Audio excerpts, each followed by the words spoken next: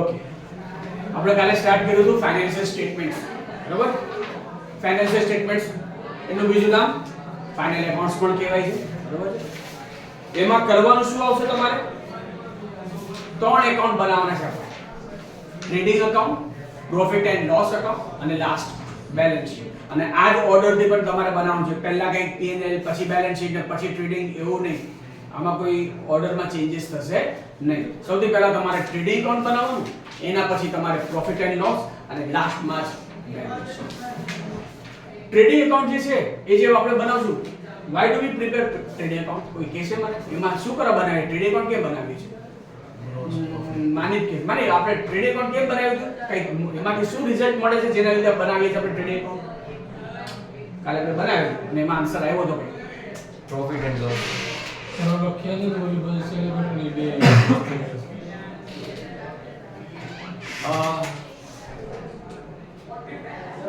શું કીધું તો હા, પ્રોફિટ એન્ડ લોસ દેવું નહીં, પણ કયા ટાઈપ યાદ હોય તો મેં કાલે કીધું હતું two types of profits. there are gross profit and net profit. જેમાંથી gross profit નો આન્સર તમને ટ્રેડિંગ એકાઉન્ટ માંથી મળશે અને પ્રોફિટ એન્ડ લોસ એકાઉન્ટ નો આન્સર તમને નેટ પ્રોફિટ માંથી P&L માંથી મળશે, બરાબર? અને લાસ્ટ જે બેલેન્સ શીટ છે એ તો શેના માટે બનાવીએ છીએ આપણે? જે એસેટ્સ અને લાયબિલિટીઝ કોઈ પણ બિઝનેસના કયા કયા હોય, એ શું વેલ્યુ છે એના માટે આપણે બેલેન્સ શીટ બનાવીએ છીએ. એક પાછળ ઓકે, તો આપણે આજે પેલા ફોર્મેટ થી સ્ટાર્ટ કરીએ. કાલે આપણે બનાવ્યું હતું, યાદ હોય તો ફોર્મેટ બહુ સિમ્પલ છે આનું. સપોઝ આ અગર આપણું ટ્રેડિંગ એકાઉન્ટ છે તો સૌથી પહેલા શું કરવાનું? Divide the page into 2 હાલ્ફ્સ, T ફોર્મેટમાં, અને બે બાજુ અમાઉન્ટ બનાવી દીધા. એટલે આ બની ગયું આપણું. એનું ફોર્મેટ આટલું જ છે, બાકી બહુ વધારે કંઈ છે નહીં, બરાબર? સૌથી પહેલા અહીંયા ઉપરમાં શું લખશું આપણે? જે પણ કંપનીનું નામ હોય કે જે બિઝનેસનું નામ હોય, સૌથી પહેલા ટોપમાં એનું નામ લખશું અને એની નીચે લખશું આપણે આ જે બનાવીએ છીએ. શું બનાવીએ છીએ? એનું આ શું છે? એનું trading account for the year ended. અચ્છા, વધારે પડતું આ ફાઇનલ એકાઉન્ટ્સ આપણે વધારે પડતું શું એવરી યર ક્યારે બનાવવાનું આવશે આપણે? on the last day of the accounting, that is on 31st March.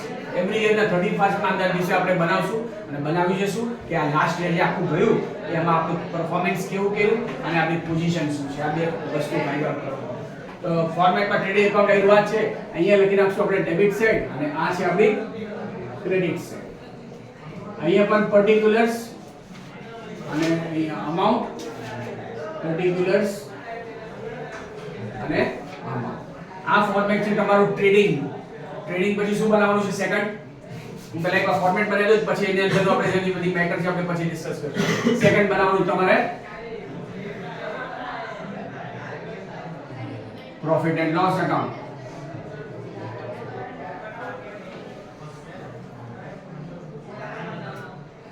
Profit and loss account for the year ended. આમાં પણ 31st March 2022 જે બુકમાં ક્વેશ્ચનમાં આપેલું હતું. Debit, credit, same particulars, amount, particulars, amount. આ બેમાં તમે જો કે બહુ ડિફરન્સ છે નહીં, ખાલી બસ આ ટ્રેડિંગ અહીંયા લખ્યું ને અહીંયાની જગ્યાએ જો પ્રોફિટ એન્ડ લોસ લખ્યું, આ ડિફરન્સ છે. બાકી બધું એઝ ઇટ ઇઝ સેમ જ છે. આમાં બહુ ડિફરન્સ નથી. અને અચ્છા, લાસ્ટ જે એક બાકી રહી, કયું બનાવવાનું છે લાસ્ટમાં?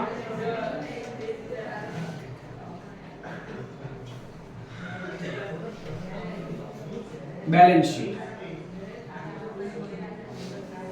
કોલમ્સ એવી રીતના છે જો ઉપરને કોઈ ચેન્જીસ નથી, કોલમ્સ તો સેમ જ છે.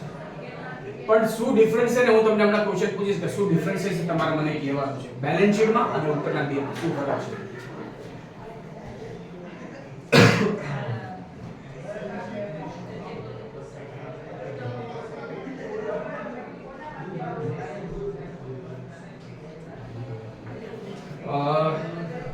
નેવિલ, આ બેમાં અને આ બેલેન્સ શીટમાં આ બેમાં કયા કયા ડિફરન્સીસ દેખાય છે તમને? શું ફરક લાગે છે? આવેમાં ઇન્કમ એક્સપેન્સીસ આવે અને આવે નહીં, શું દેખાય છે? મેં લખ્યું છે એમાં શું ડિફરન્સ છે? આગળની વાત ક્યાં, એ તો પછી કરશું વાતો. પર્ટિક્યુલર્સ ની હા, પેલો ડિફરન્સ શું છે ખબર છે? આ બેમાં તમે જો પર્ટિક્યુલર્સ લખ્યું છે બેમાં, અને આમાં પર્ટિક્યુલર્સ નથી લખ્યું. એની જગ્યાએ આ લેફ્ટ સાઈડમાં લાયબિલિટીઝ લખી છે અને રાઈટ સાઈડમાં મેં અસેટ્સ લખ્યા. એક તો પહેલું ડિફરન્સ આ છે. માનો બીજું શું દેખાય ત્યાંથી ડિફરન્સ કઈ લખેલામાં જો મેટર નહીં પર્ટિક્યુલરલી અંદરમાં જે આવશે તો પછી આપણે વાત કરશું શું એક્ઝામ્પલ છે. એ તો છે, એ તો કહી દઉં હવે. તો ખબર છે કે આ બેમાં શું ફરક છે એમ. આમાં પર્ટિક્યુલર લખ્યું આમાં એની કે લાયબિલિટીઝ અને એસેટ્સ લખેલા છે ને તો એ તો આવી ગઈ વાત થઈ ગઈ. બીજું ડિફરન્સ શું દેખાય એમ પૂછ્યું.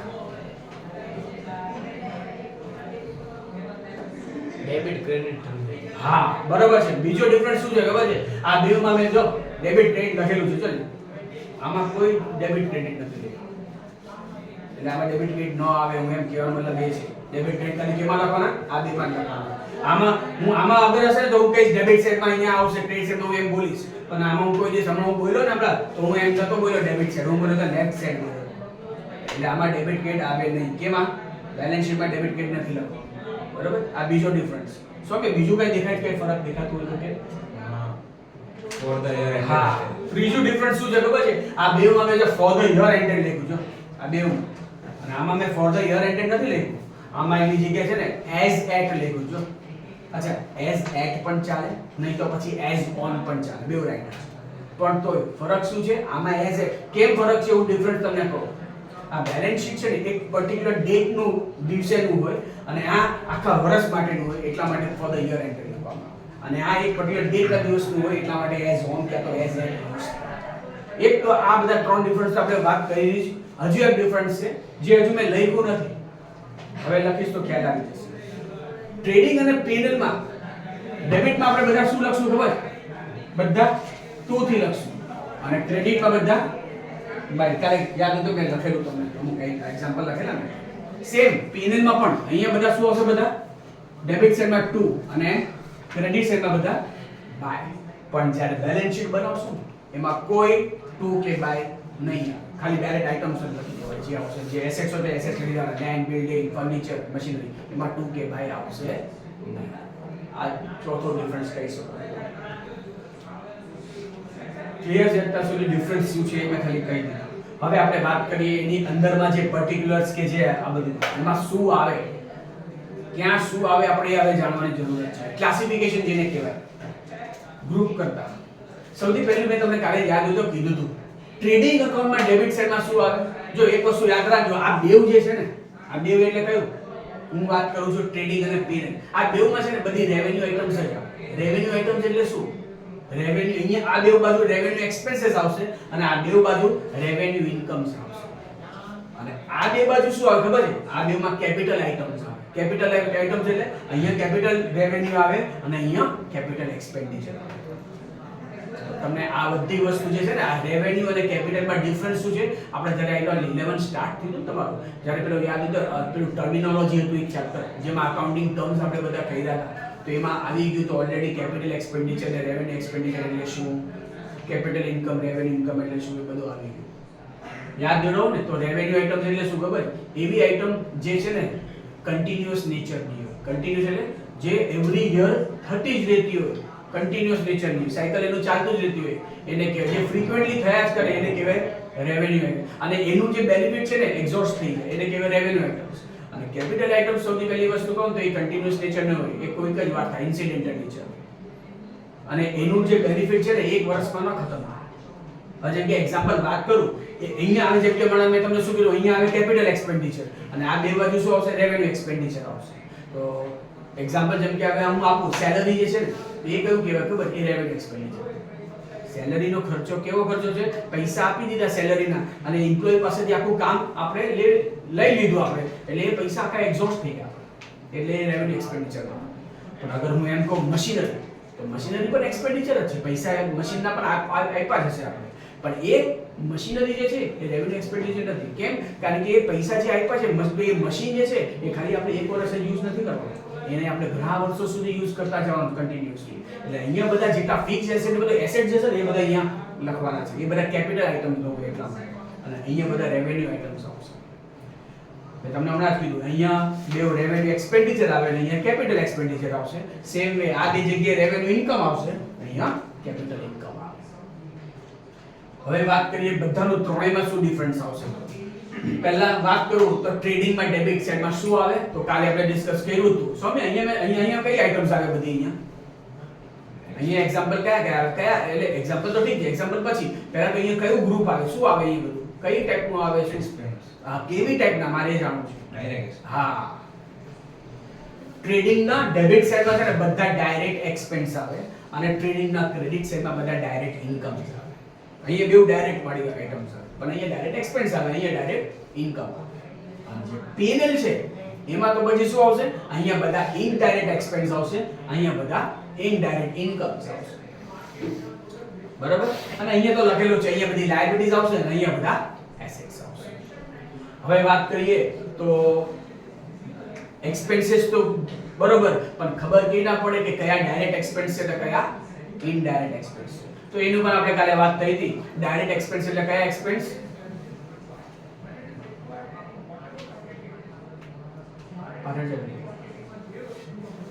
કેટલી વાત તને આવડું જોઈએ એના માટે પાછળ આમ દેખાડો જોજે બહુ ડિસ્ટર્બ નહીં કરતો જોજે ઓય વિડિયો ચાલુ છે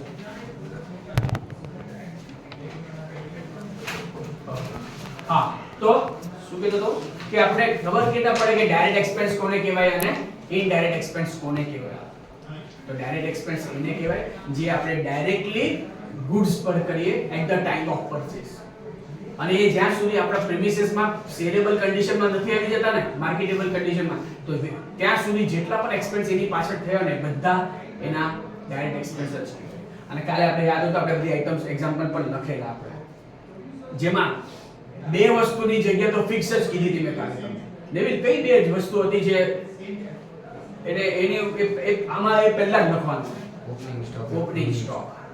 ઓપનિંગ સ્ટોક ડેબિટ આ ટ્રેડિંગ ની ડેબિટ સાઈડમાં આ પહેલી આઇટમ ફિક્સ જ છે ટુ ઓપનિંગ સ્ટોક આ પહેલું લખવાનું પછી બીજી બધી આઇટમ જે ડાયરેક્ટ એક્સપેન્સ છે એ બધી પછી આવે એની નીચે આવે સેમ વે અહીંયા જે બધા ડાયરેક્ટ ઇન્કમ લખવાના છે ને એ બધા ડાયરેક્ટ ઇન્કમ લખીને લાસ્ટમાં આવશે શું બાય ક્લોઝિંગ એટલે આ બે ની જગ્યા ફિક્સ છે ઓપનિંગ સ્ટોક જે ટ્રેડિંગમાં ડેબિટ સાઈડમાં પહેલું આવે અને ક્લોઝિંગ સ્ટોક જે ટ્રેડિંગમાં ક્રેડિટ સાઈડમાં છેલ્લું આવે બાકી બીજા બધા અંદરમાં આવે ઉપર અહીં આમાં એની નીચે આવશે અને આમાં એની ઉપર આવશે તો વાત કરીએ હવે બાકીના બીજા બધા કયા ડાયરેક્ટ એક્સપેન્સ કયા કયા માનો કયા યાદ છે ટુ પરચેસ બીજા કોઈ રામેશ્વરી કાર્ટેજ બીજું કઈ ફ્રેટ કાર્ટેજ મેં તમને કાલે કીધું હતું થોડું સિમિલર જ છે ખાલી કેવી રીતના લોકલ આવે છે કે કેવી રીતના આવે છે એના ઉપરથી ડિપેન્ડ થાય બધું છે ટ્રાન્સપોર્ટેશનનો જ ખર્ચો આપણો બીજું કઈ જે યાદ હોય તો જે મેઈન વસ્તુ યાદ છે કરવાની છે મેં કીધું તો આ ત્રણ વસ્તુ તો હરેક ક્વેશ્ચનમાં હશે જ હશે માની શું યાદ છે હજી એક વસ્તુ હતી ગણીને ત્રણ વસ્તુ છે એમ તો પરચેસ કાર્ટેજ બોલો ફ્રેટ બોલો કે કેરેજ બોલો તે અને હજી એક વસ્તુ વેજીસ વેજ એટલે મજૂરી જે આપણે મજૂરને આપે ઉચકવાનો સામાન માટે તો કઈક બીજું આવશે ટુ પરચેસ અચ્છા એક વસ્તુ ખાસ યાદ રાખજો કે ભાઈ પરચેસ આવે ને તો ઘણીવાર આપણે શું પરચેસ ના સામે પરચેસ રિટર્ન પણ હોય અને સેલ્સ ની સામે સેલ્સ રિટર્ન પણ હોય ક્વેશ્ચનમાં તો આપણે શું કરશું ખબર જે પણ પરચેસ નો અમાઉન્ટ હોય ને એ આપણે હમણાં અહીંયા ફાઇનલ અમાઉન્ટ માં નહીં લખીએ એ આપણા એમાં લખશું હમણાં ઇનર કોલમ અંદરમાં આપણે સાથે લખશું અને એમાંથી આપણે શું કરશું સૌથી પહેલા લેસ એ પરચેસ રિટર્ન જે છે ને એ આમાંથી લેસ કરી નાખશું એટલે લેસ કરીને જે આન્સર આવશે ને એ આપણે અહીંયા પછી લખવાનું આપણે પહેલી કોલમમાં પરચેસ રિટર્ન આવે તો આ બ્રેકેટ વાળું માઈનસ કરીએ એટલે સમજાયું એક પાછું પરચેસ પહેલી કોલમમાં લખી દે પરચેસ પહેલી કોલમ એટલે આમાં અમાઉન્ટ હા હા અને પરચેસ રિટર્ન આવ્યો ત્યારે એટલે માઈનસ કરી દે ના એના નહીં કરે જે આ રૂલ્સ છે એ પ્રમાણે આપણે આ જે છે ને આ નેટ પરચેસ કહેવાય સાંભળી લો આને કહેવાય ગ્રોસ પરચેસ અને એમાંથી આપણે પરચેસ રિટર્ન માઈનસ કરીએ ને એટલે આન્સર આવે નેટ એટલે આપણે શો કરવું પડે કે આપણે નેટ પરચેસ કેટલા કર્યા છે બે અલગ શો ન થાય હવે તમે એમ કહી શકો સર હું પરચેસ નહીં લખ્યો પરચેસ રિટર્ન આ બાજુ લખી દો તો ચાલશે તમારો આન્સર કદાચ રાઈટ આવશે ગ્રોસ પ્રોફિટ આન્સર રાઈટ જ આવશે પણ કહેવાય ને કે રૂલ્સ નથી અકાઉન્ટિંગ રૂલ્સ એમ નથી કહેતા કેમ કારણ કે અગર કોઈ એમ પૂછે તમારા નેટ પરચેસ કેટલા છે તો એ આન્સર અહીંયાથી મળશે આપણને એટલા એ આવી રીતના છે રૂલ્સ આમ જ છે તો આપણે આમ જ કરશું પરચેસ પછી બીજા કયા આવે બીજા બે કીધા આપણે ટુ એક તો વેજીસ અને બીજા જે હમણાં વાત કરી દે ટુ હમણાં હું ખાલી કેરેજ લખું છું અને તમને યાદ હોય તો મેં કેરેજના બાદ ત્રણ અલગ અલગ ઓલ્ટરનેટિવ નેમ્સ કીધા હતા કાલે. કેરેજ, બીજું નામ કેરેજ ઇનવર્ડ અને ત્રીજું નામ કેરેજ ઓન પરચેસ. આ ત્રણેયનો મતલબ સેમ જ છે. ત્રણેયનો મતલબ સેમ જ છે. હું જ્યારે કેરેજ બોલું કે કેરેજ ઇનવર્ડ બોલું કે પછી કેરેજ ઓન પરચેસ બોલું. પછી કાર્ટેજ પણ આની અંદર આવી જાય, ફ્રેટ પણ આમ આવી રીતના જ આવી જશે. બરોબર? અને વેજીસ એટલે તો આપણે વાત કરી મજૂરી, આપણે સામાન જ્યારે ખરીદીએ અને ત્યારે જે આપણે પ્રીમિસિસ સુધી લાવવામાં જે મજૂરને આપી હોય ને એને કહેવાય વેજીસ. તો આટલી આઇટમ્સ તમારે ખાસ યાદ રાખવાની જે હરેક ક્વેશ્ચનમાં હશે જ હશે. Opening stock, purchase less purchase return, wages અને કેરેજ. આ હરેક ક્વેશ્ચનમાં તમે હું જ્યારે સોલ્વ કરાવીશ તો તમે જોશો આ બધામાં હશે. અને બીજી હજુ પણ 4-5 આઇટમ્સ છે પણ એ રેરલી જલ્દી આવતી નથી. પણ મેં તમને કાલે આપણે ડિસ્કસ તો કરેલી જ કાલે પણ. સોમે શું યાદ છે? બીજી હજુ 2-4 ડાયરેક્ટ એક્સપેન્સ ના નામ બોલો જરા બધા. To factory expense. હું લખતો નથી અત્યારે પણ કાલે ડિસ્કસ કર. હા શું? Factory expense. બરોબર, very good. To factory related expense. અગર આપણે મેન્યુફેક્ચર યુનિટ હોય ને તો આપણી ફેક્ટરી પણ હોય. અને અગર ફેક્ટરીમાં તો ગુડ્સ બનતા હોય, હજુ સેલેબલ કન્ડિશનમાં ન આવે તો આપણે ફેક્ટરી રિલેટેડ જેટલા પણ ખર્ચા જેમ કે કોલ, ગેસ, વોટર છે, હીટિંગ ચાર્जेस છે, ફેક્ટરી રેન્ટ છે, ફેક્ટરી ડેપ્રિસિએશન છે, બધું ફેક્ટરીનું બધું જે પણ ખર્ચો લાગ્યો ને ફેક્ટરીનું સેલરી પર આઈપી બધું અહીંયા આવશે. ફેક્ટરી રિલેટેડ એક્સપેન્સ બધા અહીંયા આવશે. એ સિવાય બીજું કઈ લેવલ કઈ યાદ હોય તો?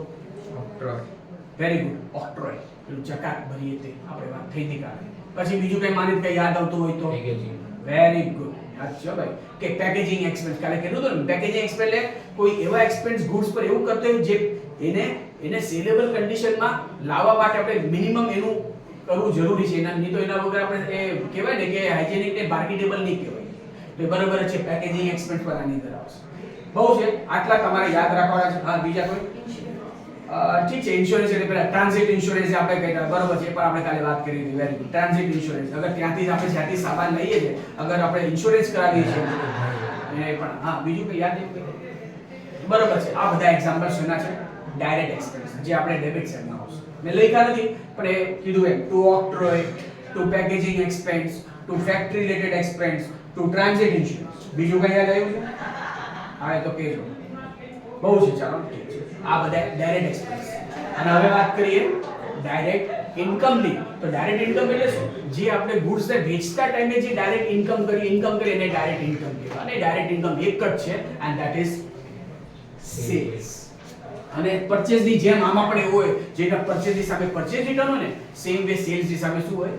Cells return. તો આપણે શું કરશું? આને પણ ઇનર કોલમમાં લખી અને એમાંથી આપણે શું કરશું? લેસ રિટર્ન માઈનસ કરીને જે આન્સર આવશે ને એ અહીંયા નેટ સેલ્સ આવી જશે. એટલે ગ્રોસ સેલ્સ માંથી સેલ્સ રિટર્ન માઈનસ કરે એટલે આવશે નેટ સેલ્સ આવે. બાકી બધા આપણે લખી દઈશું ડાયરેક્ટ અહીંયા જે લખી દીધું. આટલી જ વસ્તુ ટ્રેડિંગમાં બહુ તમે બનાવશો તો તમને ખબર છે ટ્રેડિંગ સૌથી નાનું બનશે.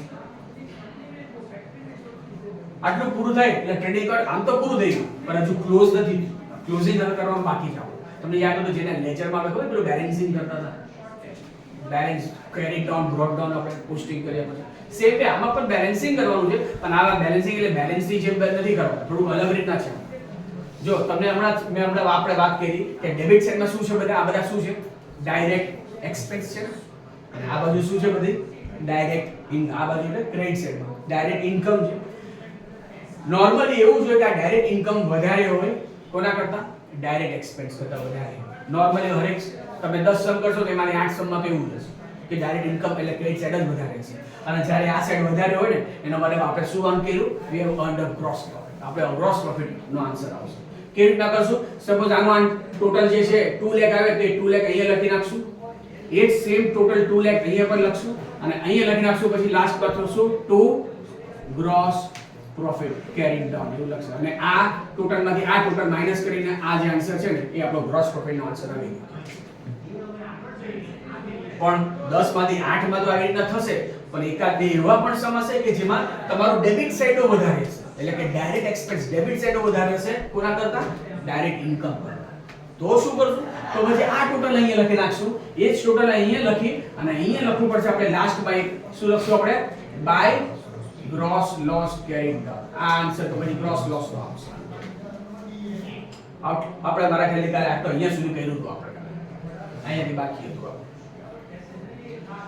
ઓકે તો આ પહેલું ટ્રેડિંગ કાર્ડ પતી.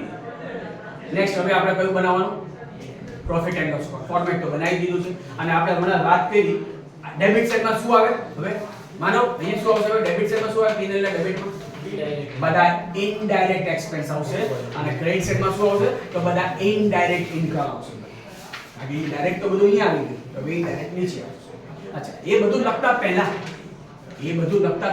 આપણે આ ગ્રોસ પર આ જે ટ્રેડિંગ નો જે પણ આન્સર આવ્યો છે સપોઝ આપણો ગ્રોસ પ્રોફિટ જે આવ્યું છે ને તો સૌથી પહેલા અહીંયા લખવું પડશે by gross profit brought down કેટલું જે અમાઉન્ટ અહીંયા આવ્યો છે ને એ જ અમાઉન્ટ તમારે ત્યાંથી અહીંયા લખવાનું છે અને ઇન કેસ કદાચ હોઈ શકે ગ્રોસ પ્રોફિટ ની જગ્યાએ અગર ગ્રોસ લોસ આવ્યું તો પછી આ જે અમાઉન્ટ છે એ તમારે અહીંયા આવશે તો શું લખશું અહીંયા to gross loss brought down અચ્છા જે તમને કાલે પણ કીધું હતું હર એક ક્વેશ્ચનમાં બે આન્સર નો હોય બે માંથી કોઈ પણ એક જ હશે તો કાં તો ગ્રોસ પ્રોફિટ આવતો છે કાં તો ગ્રોસ લોસ આવતો છે હર એક ક્વેશ્ચનમાં અલગ અલગ તો આ બે માંથી કોઈ પણ એક લખવાનું તમારે પહેલા પછી સ્ટાર્ટ થશે તમારું સેકન્ડ P&L એકાઉન્ટમાં છે ને વાત કરીએ તો જેટલા પણ ઇનડાયરેક્ટ એક્સપેન્સ હવે આપણે વાત કરીએ તો આમ તો એના અહીંયા જેટલા એક્સપેન્સ છે ને એટલા બધા છે ને તમને હવે લખાવા બેસ્યું ને તો 2 થી 3 પેજ લખાવી દેશો એટલા બધા છે અગર એના પહેલા 3 ગ્રુપ પાડીએ તો મેઈન 3 ગ્રુપ કયા કયા છે તમને કહું એક છે સેલિંગ એન્ડ ડિસ્ટ્રીબ્યુશન એક્સપેન્સીસ એક આ ગ્રુપ છે સેકન્ડ ગ્રુપ એડમિનિસ્ટ્રેટિવ એક્સપેન્સીસ અને ત્રીજું last group non operating expenses and losses total 3 આ તો ગ્રુપ છે એક્ઝામ્પલ નથી આ તો ગ્રુપ છે આની અંદરમાં બધા આવશે હું એમ કહું છું આ ત્રણે છે તો ઇનડાયરેક્ટ એક્સપેન્સીસ અને આ બાજુ ખાલી ઇનડાયરેક્ટ ઇન્કમ આવશે અહીંયા બધા ઇનડાયરેક્ટ ઇન્કમ આવશે જો એક્ઝામ્પલ તમને એક વાર આપું સૌથી પહેલા સ્ટાર્ટ આમાં સેલિંગ એન્ડ ડિસ્ટ્રીબ્યુશન એક્સપેન્સ ની વાત કરીએ તો કેવા ટાઈપના એક્સપેન્સ આવે હું તમને કહું જે ક્વેશ્ચનમાં અહીંયા લખ્યું છે ને એ સેલિંગ એન્ડ ડિસ્ટ્રીબ્યુશન એટલે જે ખર્ચા આપણે ગુડ્સ ને વેચતા ટાઈમે કર્યા હોય ને કાં તો વેચવા માટે ગુડ્સ વેચવા માટે જે ખર્ચા કર્યા હોય ને તે કોઈ મને કહેશે એક્ઝામ્પલ આપી શકતો કે ગુડ્સ ને વેચવા માટે કયા ખર્ચા કરી શકીએ એમ છે આપણે શું થયું કેવા ખર્ચા સૌથી પહેલા વેરી ગુડ એડવર્ટાઇઝમેન્ટ આપણે એડવર્ટાઇઝ કેમ કરીએ ખબર ગુડ્સ ને વેચવા માટે તો કરીએ બરાબર ઈઝી અરે કાઈ અચ્છા બીજા કોઈ એક્ઝામ્પલ બોલ ભાઈ માન સેલિંગ એન્ડ ડિસ્ટ્રીબ્યુશન ની વાત ચાલી રહી છે ફ્રેટ આઉટવર્ડ્સ બેટા ફ્રેટ આઉટવર્ડ્સ ઠીક છે યાદ કરો હમણાં અહીંયા આ વાળું કયું હતું ખબર છે કેરેજ કાં તો કેરેજ ઇનવર્ડ કાં તો કેરેજ ઓન પરચેસ એટલે કે આપણે જ્યાં ખરીદવા ગયા ત્યાંથી ગુડ્સ અહીંયા લાવ્યા ને આપણા પ્રીમિયસ સુધી એને કહેવાય કેરેજ એક હોય કેરેજ આઉટવર્ડ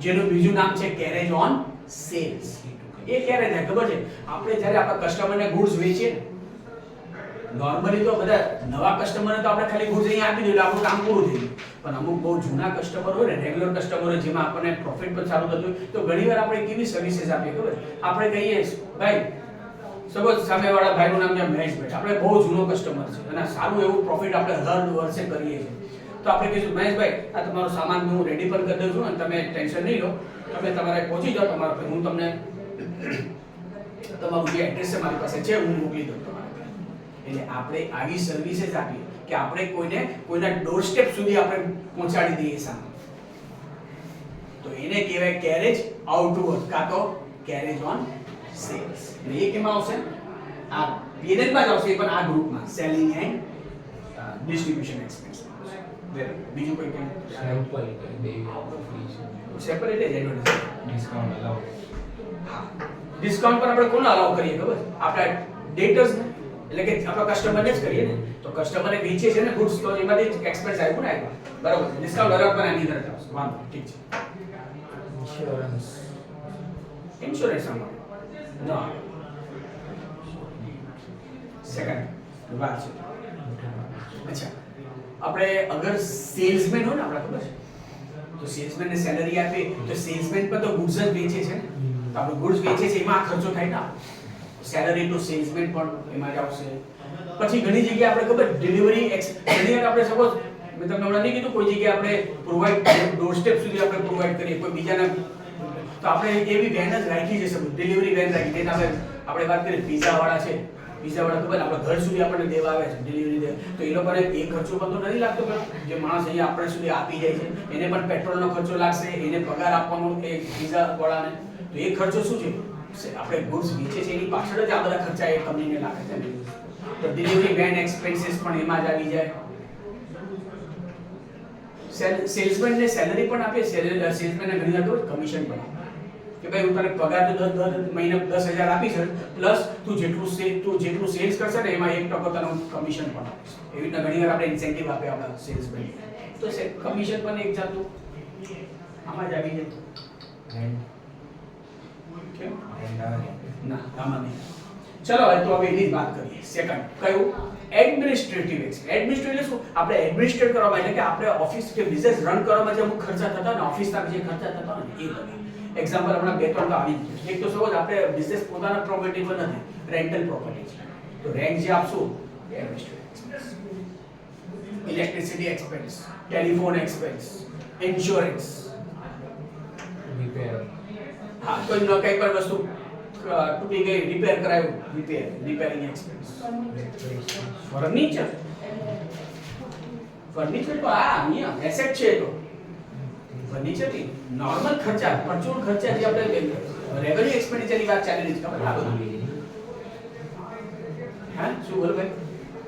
અચ્છા આપણે અમુક અકાઉન્ટન્ટ રાખીએ તો એને સેલરી ન આપે, એ પણ administrative expense, salary to clerk, salary to our accountant, એ બધા જે છે એ બધા પેપર વર્ક જે કરતા હોય ને એ લોકોને સેલરી આપીએ તો એ બધું આમાં આવે. ઓડિટ ફીસ એટલે શું ખબર ને? આપણે ચોપડા ઓડિટ કરવા પડે, બુક્સ ઓફ એકાઉન્ટ્સ આપણે ચેક કરવા પડે કે આપણે મેન્ટેન બરોબર કર્યું ને તો જ આપણે ટેક્સ ફાઇલ કરી શકશું. તો ઓડિટ ફીસ એ બધું આમાં આવશે એડમિનિસ્ટ્રેટિવ એક્સપેન્સ. અને લાસ્ટ ગ્રુપ કયું? પેલું non operating expenses and losses. અને નોન ઓપરેટિંગ એટલે શું ખબર છે? એવા ખર્ચા કે નુકસાન જે આપણે ચાહતા નથી પણ તોય કરવા પડે છે એવા. જેમ કે એમાં એક તો બધા એબનોર્મલ લોસીસ આવે, loss by fire, loss by theft, એ બધા લોસીસ, એબનોર્મલ લોસીસ. કાં તો પછી loss on sale of fix asset, કોઈ ફિક્સ એસેટ વેચીને લોસ થયો હોય એ બધા આવશે. અચ્છા એમાં પછી બીજું ઇન્ટરેસ્ટનું એલિમેન્ટ પણ આવે. ઇન્ટરેસ્ટ જે હોય ને આપણે જેટલા interest on loan, interest on bank overdraft, જેટલા ઇન્ટરેસ્ટ પે કરીએ એ પણ આ થર્ડ ગ્રુપમાં આવી જાય. એક કામ કરીએ આપણે બુકમાં કાલે પેલું ટ્રેડિંગ નું તો ફોર્મેટ થઈ ગયું ને, આપણે કાલે કર્યું હતું ને.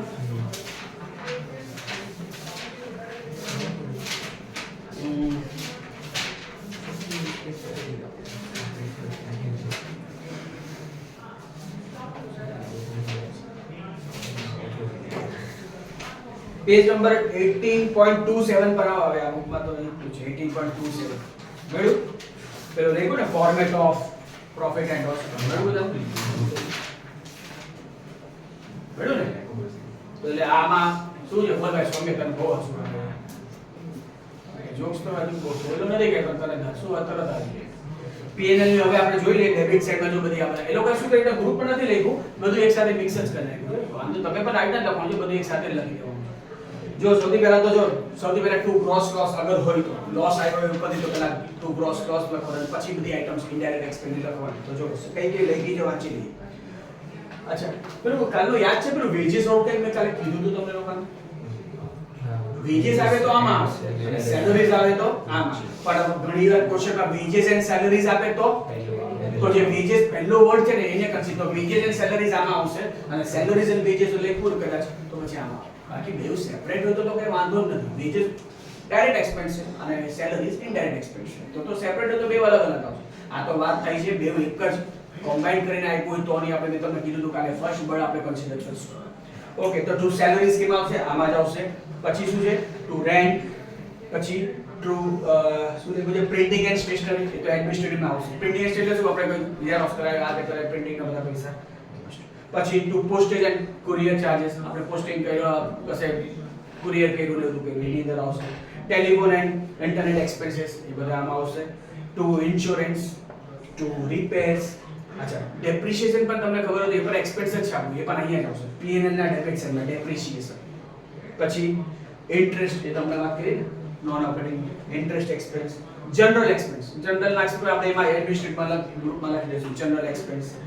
Electricity expense, loss by fire આપણે હમણાં જ કીધું લાસ્ટ વાળા ગ્રુપમાં, loss by fire, loss by theft એ બધા. કમિશન આપણે કોઈને કમિશન આપ્યું હોય તે. ટુ એડવર્ટાઇઝમેન્ટ, અચ્છા ટુ ફ્રેટ આઉટવર્ડ, જો યાદ કરો ઇનવર્ડ ઉપર આવે અને આઉટવર્ડ નીચે આવે. ફ્રેટ આઉટવર્ડ એટલે ગેરેજ આઉટવર્ડ મેં તમને કીધું બરાબર મતલબ સેમ જ છે. પછી ટુ ડિસ્કાઉન્ટ અલાઉડ એને પણ આપણે વાત કરી. અચ્છા એક આ બેડ ડેટ્સ. બેડ ડેટ્સ પણ કેમ આવશે? આમાં બેડ ડેટ્સ એટલે યાદ છે ને શું? કોઈ ડેટર જેવો હોય છે પૈસા આવે નહીં એ નુકસાન થાય એ બેડ ડેટ્સ લોસ એમાં આવશે. હા કોઈ પૂછ્યું તો કઈ? તો આ બધા કયા છે? These are examples of indirect expenses. અને હવે લાસ્ટ બાકી શું રહી ગયું? હવે P&L ની ક્રેડિટ સાઈડમાં જેમાં શું લખવાનું છે બધા? ઇનડાયરેક્ટ. અહીંયા શું આવશે બધા? ઇનડાયરેક્ટ ઇન્કમ આવશે બધી. તો મેં તો આ તો સૌથી જો ડાયરેક્ટ ઇન્કમ અને ઇનડાયરેક્ટ ઇન્કમ તો બહુ જ ઈઝી છે. કેમ? ખાલી સેલ્સ જ એક છે જે ડાયરેક્ટ ઇન્કમ છે. બાકી જેટલી પણ ઇન્કમ છે ને બધી જ કઈ કહેવાય? ઇનડાયરેક્ટ છે. જેમ કે એક્ઝામ્પલ આપું તો rent received, commission received, interest received, discount received, bad debts recovered. ક્યાં ક્યાં લખાય વાંચી લો જો. બાય અચ્છા બાય રેન્ટ લખીને એ લોકો જો ક્રેડિટ લખેલું શું? ઇન્કમ છે આપણે. તો by rent received, by discount received, by commission received, by interest received, by bad debts recovered, by income from investments. હા આપણે કશે પૈસા ઇન્વેસ્ટ કરીએ તો એમાં ઇન્ટરેસ્ટ જે આવે તે પણ અહીંયા આવશે. પછી બાય મિસેલેનિયસ ઇન્કમ, કોઈ એવા ઇન્કમ જે આપણે નામ ના આપી શકીએ તો મિસેલેનિયસ ઇન્કમ નામ આપી દઈએ. તો આ બધા કેવા છે? શું? ઇનડાયરેક્ટ. આ પૂરું થઈ જશે P&L નું પણ. એટલે આની જેમ હવે આનું પણ શું કરશું આપણે? ટોટલ ઇનડાયરેક્ટ બેલેન્સિંગ કરતા હતા ને સેમ. અને નોર્મલી એવું જ હશે કે ક્રેડિટ સાઈડ નું જ વધારે આવશે. અને ક્રેડિટ સાઈડ વધારે એટલે આપણે આ ટોટલ અહીંયા લખી, એ જ અહીંયા લખીને આન્સર અહીંયા હવે શું આવશે? આમાં ટુ ગ્રોસ પ્રોફિટ આવે છે. અહીંયા શું આવશે હવે? ટુ નેટ પ્રોફિટ આવશે. આમાંથી આન્સર શું મળશે આપણને હવે? Net profit. અને ઇન કેસ કદાચ અગર ડેબિટ સાઈડ વધારે હોય તો પછી અહીંયા આવશે આપણો બાય નેટ લોસ. કોઈને ડાઉટ હોય તો બોલો. P&L નું આપણે આજે અત્યારે ડિસ્કસ કર્યું છે. અને P&L પતે એટલે last but not the least balance sheet. Balance sheet નું ફોર્મેટ તો આપણે જોયો બનાવેલું જ છે.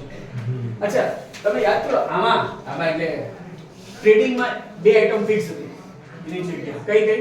એક ઓપનિંગ સ્ટોક જે પહેલી હતી અને બીજું ક્લોઝિંગ સ્ટોક જે છેલ્લી હતી. અચ્છા P&L માં તો ખાલી આ બેમાંથી જે આન્સર ઉપર આવે એ પહેલા લખો, બાકી બધું તો તમે રેન્ડમલી લખી શકો. અચ્છા બેલેન્સ શીટમાં પણ અમુક જગ્યા ફિક્સ છે. અમુક જગ્યા કઈ કઈ વસ્તુ તમને કહી દો. એક તો સૌથી પહેલા છે ને અહીંયા શું આવશે ખબર છે?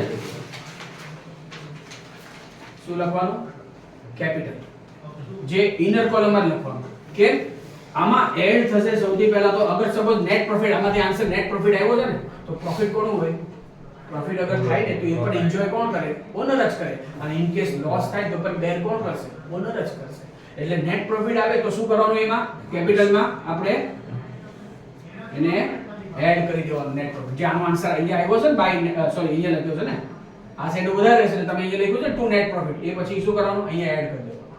અને અગર સપોઝ નેટ પ્રોફિટ ની જગ્યાએ નેટ લોસ આવ્યું છે તો પછી શું કરવાનું? એ શું થઈ જશે ખબર? આ એડ થશે પણ આ અગર આવ્યું તો આન્સર એને તો કારણ કે લોસ થયો છે એટલે ઘટી જાય. પ્રોફિટ થાય તો આપણે વધે. એટલે આપણે એડ કરવાનું છે. એટલે આ બે હરેક ક્વેશ્ચનમાં આ બેમાંથી એક જ હશે. બેવ તો નો જ આવે. હરેક ક્વેશ્ચનમાં મેં તમને હમણાં પ્રોફિટ નેટ પ્રોફિટ આવે તો એડ કરી દેવાનું અને નેટ લોસ આવ્યો હોય આમાંથી તો લેસ કરી દેવાનું. અને પછી હજી એક વસ્તુ આવશે લેસ. શું લેસ કરવાનું? હજી એક વસ્તુ ડ્રોઈંગ્સ. જેટલા પૈસાનો ઉપાડ્યા હોય એમાંથી લેસ કરી દેવાનું. એટલે આન્સર અહીંયા બહાર આવી જશે. શું લખ્યું જોર?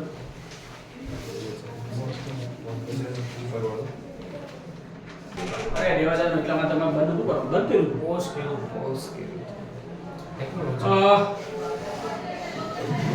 આપણે શું વાત કરતા હતા? હા એસેટ્સ અને લાયબિલિટી. એમાં આપણે સૌથી પહેલા ડિસ્કસ કરતા લાયબિલિટી સેટ. અને એમાં આટલી વસ્તુ તો ફિક્સ જ છે. જોઈ લેજો. લાયબિલિટીઝ ની આઈટમ કઈ કઈ? કેપિટલ, એડ નેટ પ્રોફિટ કા તો લેસ નેટ લોસ અને લેસ આટલું તો જગ્યા ફિક્સ જ છે. પછી બાકીના બધી લાયબિલિટીઝ જેટલી હોય તે આની નીચે આવી જશે અને અહીંયા એસેટ્સ બધા આવી જશે. અચ્છા લાયબિલિટીઝ માં અહીંયા કયા કયા આવશે? તમે કોઈ મને કહેશે? બુકમાં જોઈ લઈએ. જેમ કે બેંક લોન છે, લોન કોઈથી લીધી આપણે લોન ફ્રોમ ફ્રેન્ડ છે એ બધું આવશે. પછી આઉટસ્ટેન્ડિંગ એક્સપેન્સીસ એટલે આઉટસ્ટેન્ડિંગ સેલરી છે, પ્રી રિસીવ્ડ ઇન્કમ્સ છે, બેંક ઓવરડ્રાફ્ટ છે, એ બધી ક્યાં આવશે? આ બધું આવશે. અને એસેટ સાઈડમાં શું આવશે? જેમ કે land, building, furniture, machinery, premises એટલે આવી બિલ્ડિંગમાં આવી એટલે બધું. એના પછી વેહિકલ્સ, ડેટર્સ, બિલ્સ રિસીવેબલ, અહીંયા બિલ્સ પેયેબલ, અહીંયા બિલ્સ રિસીવેબલ, પછી અહીંયા cash in hand, cash at bank, stock, prepaid expense, accrued incomes, આ બધી આઇટમ્સ ક્યાં આવશે?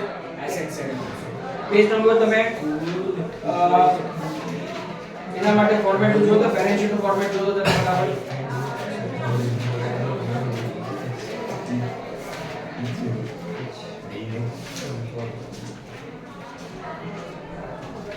પેજ નંબર 18.38 છે આમાં જો તો જરા બરાબર પેલું ફોર્મેટ ઓફ બેલેન્સ શીટ બરાબર. જરા સ્ક્રીનમાં વાંચું છું, બાકી આમાં ઈઝી છે. તો જો પેલા લેફ્ટ સાઈડ આવું, જો પાછું બોલું હું આમાં લેફ્ટ સાઈડ બોલીશ, આમાં ડેબિટ સાઈડ નહીં બોલું. કેમ? કારણ કે આમાં ડેબિટ કાર્ડ નો હોય ને એટલે. તો જો લેફ્ટ સાઈડમાં પહેલા જો કેપિટલ, અચ્છા એમાં એક બીજું એડ શું થાય ખબર? ઇન્ટરેસ્ટ ઓન કેપિટલ પણ એમાં એડ થાય, પણ છેલ્લે બધા સમમાં આવતું નથી એટલે મેં લખ્યું. પણ એડ બીજું શું થાય? Net profit. અને લેસ શું થશે? ડ્રોઈંગ્સ. અને બીજું શું? અચ્છા હજી એક વસ્તુ છે, ઇન્કમ ટેક્સ પણ લેસ થાય, પણ એ પણ બધા સમમાં નહીં આવે. પછી લેસ બીજું શું થાય? Interest on drawings. અને લેસ થાય નેટ લોસ. આ બધી વસ્તુ લેસ થશે.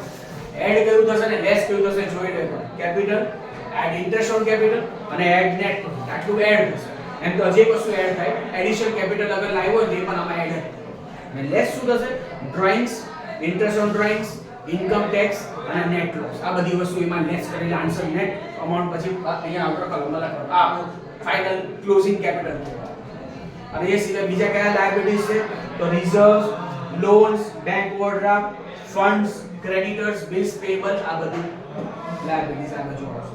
તમારે ત્રણેય ફોર્મેટ લર્ન કરવાનું છે, ત્રણેય ફોર્મેટ.